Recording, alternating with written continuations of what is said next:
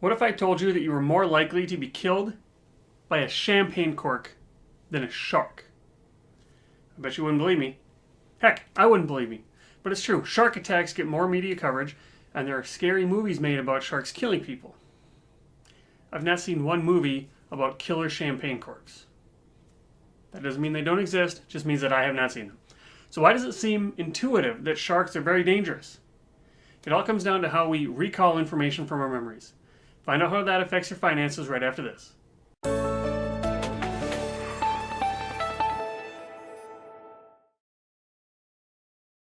Welcome to this week's Money Health Conversation. This is Derek Hagan, Certified Financial Planner, Certified Financial Behavior Specialist. Each week, I talk about a new personal finance topic incorporating the psychological and emotional aspects of money.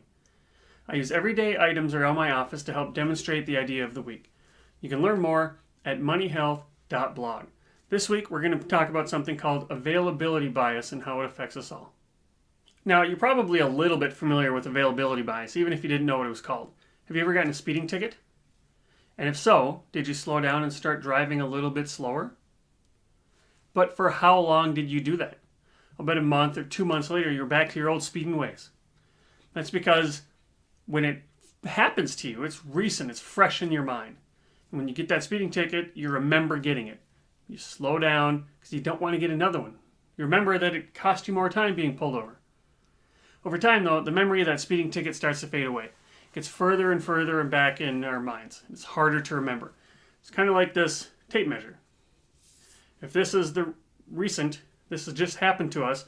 Back here, this is the past. Okay? This is kind of how our minds work. We can remember this stuff. We remember it. But when we have to go back, you fumble around. We can't remember that far back. It's so much easier to remember this. Now, this is an important concept when we think about investing in the markets and our finances. After down markets, many of us think that down markets are far more common than they actually are because it's fresh in our minds. As the most recent market downturn gets further and further in the past, we tend to forget about it. We take bigger risks now. We can have our memory jogged by the media, of course, just like sharks in the media coverage. That brings it back to the forefront of our mind as well. But understanding how memories retrieve information is important because it helps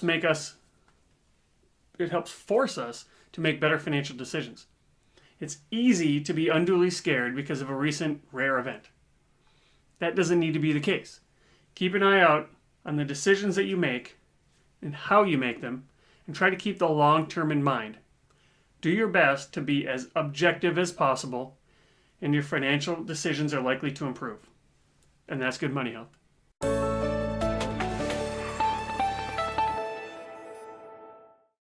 Thanks again for being with me this week. If you like the video, click like. And if you like what I'm doing here, hit the subscribe button. If you know 2 or 3 or 4 people that could benefit from seeing this, please feel free to share this with them. You can learn more at moneyhealth.blog. That's where you can join the Money Health community. Money Health is supported in part by audience donations on Patreon. If you would like to help keep Money Health ad-free, you can pledge your support at patreon.com/moneyhealth. And finally, if you're feeling nervous or shameful or anxious when it comes to your money and your finances, and you'd like to make a change, check out Hagan Financial. You can find out more at haganfinance.com. Thanks again for watching. I'll see you next time.